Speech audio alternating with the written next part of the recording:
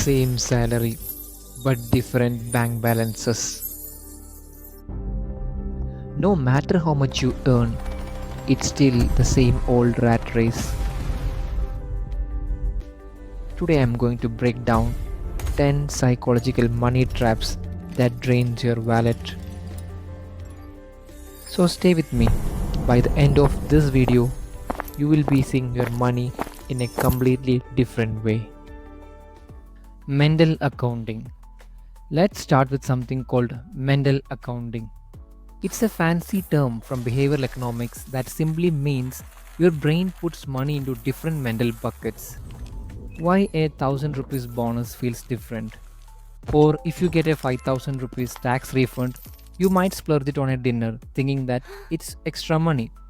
But you would never spend your monthly salary on that same dinner. Logically, money is money. It doesn't care where it came from. 1000 rupees is 1000 rupees. But your brain treats it differently based on the label. A study by Nobel laureate Richard Taylor showed how people are more willing to gamble or splurge bonus money than their regular salary.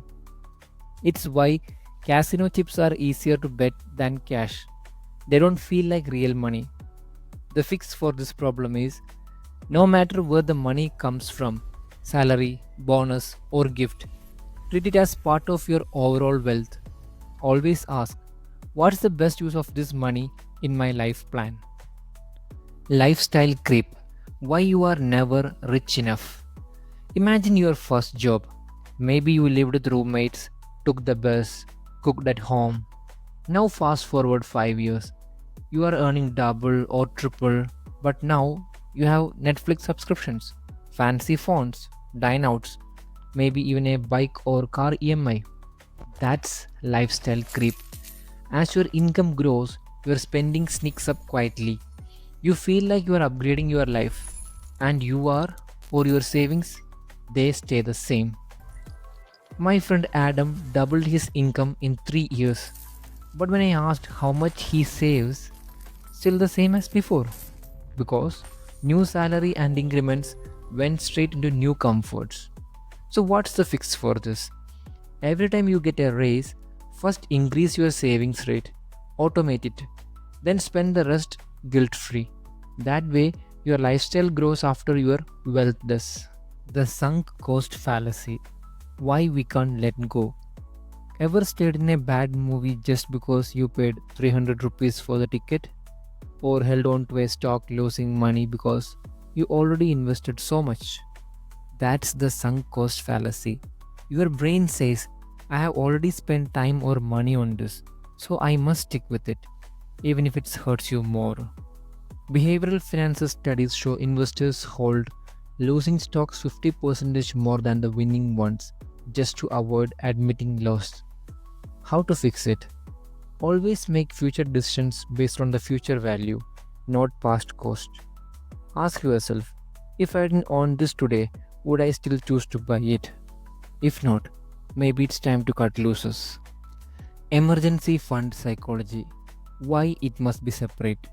We all know we should have an emergency fund, a financial cushion for unexpected situations like job loss, medical bills, or car breakdowns. But here's the catch. Even people who build one often makes a critical mistake. They keep it in the same savings account as the rest of their money. Sounds harmless, right? Actually, it's a psychological trap, and here's why. This mistake is rooted in a cognitive bias called the single pool bias, the tendency to treat all your money as one big pot, regardless of the purpose.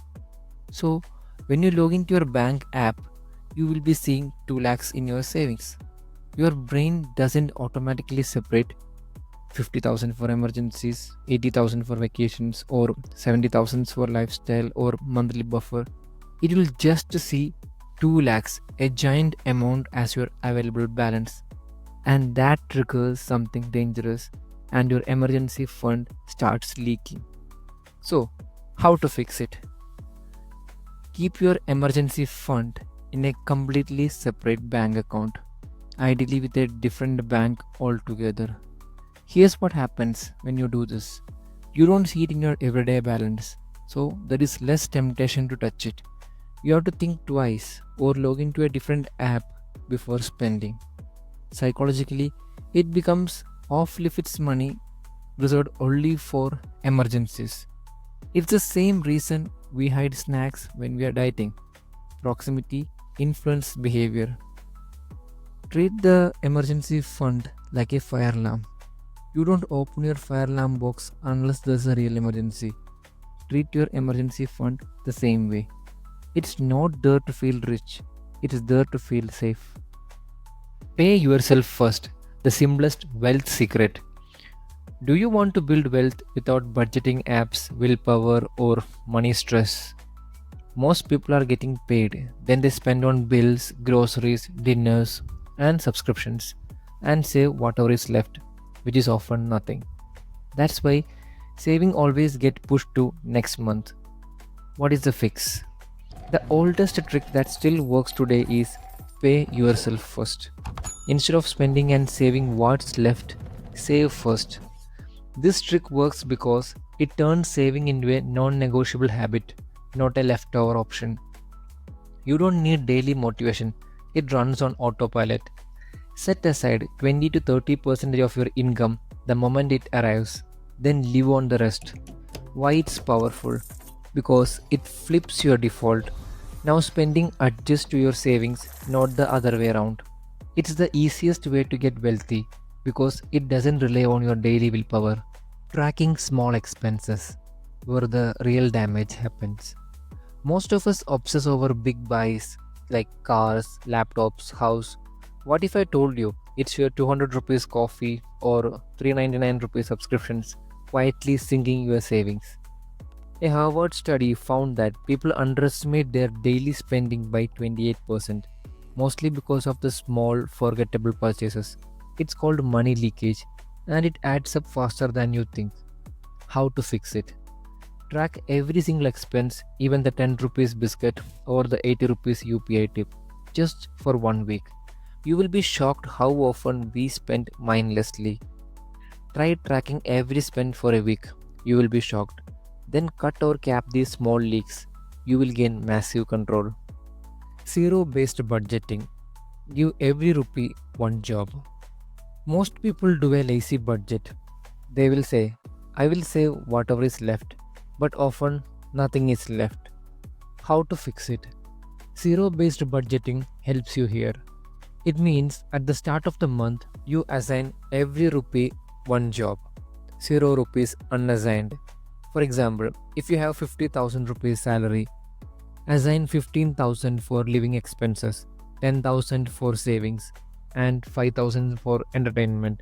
Like this, you go on till zero. How it works? When every rupee is pre-decided, there is less leakage. It forces you to confront trade-offs.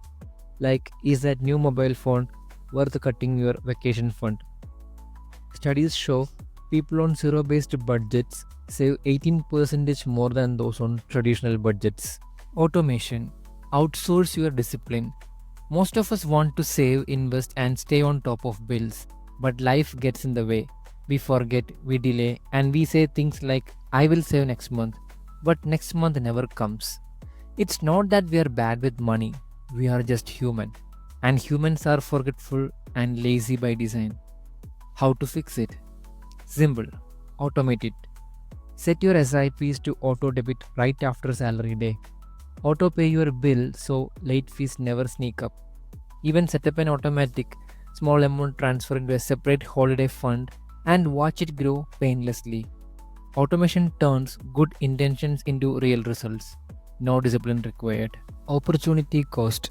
The hidden cost you don't see. We often think a 20,000 phone upgrade is just a one-time expense, but what we don't see is the hidden cost. The money, that 20,000 rupees, could have grown into something else if we invested wisely. Over 5 years, it could have become 40,000 rupees.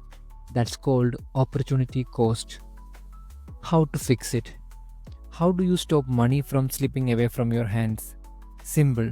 Always pause and ask, if I invest this instead, what could it become later? When you look at money choices through a long term lens, you start spending smarter. Joyful purchases are still okay, but now they are intentional. And that awareness, that's the first step to building real wealth. Time versus money, a trade off you can't ignore. Money is not your only asset. Your time is equally precious. Sometimes it's worth paying extra to save time. For example, hiring help for calls so you can learn a new skill, paying more for a house closer to work so you save 2 hours daily. A study in PNA's journal showed people who spend money to save time report higher life satisfaction. Always ask, is this cost buying me valuable time I can use better? So, we have gone through all the 10 psychological money traps. Now, it's time to wrap up the video. So, to recap, the biggest threat to your financial future isn't inflation, bad markets, or even low income. It's your own brain's wiring. Mental accounting, lifestyle creep, sunk cost, ignoring opportunity cost, these are the software bugs in your mind that drain your wealth without you realizing. The good news, once you see them, you can fix them. Action points. Take charge now. Before you go, here are 5 quick things you can do today. 1. Set up a separate emergency account today. 2. Automate your investments or SIPs to run right after payday. 3. Spend 10 minutes writing a zero based budget for next month. 4. Track all expenses for 7 days, every coffee, every cab. 5. Decide one small luxury you will skip and redirect that money to your future. Do this for just 1 month and watch how your mindset about money transforms. If you found this video valuable, hit the like button and subscribe to my channel. Also, share it with someone who always complains about being broke. Subscribe for more science-backed, psychology-driven money and life tips. Your mind deserves better, and so does your wallet.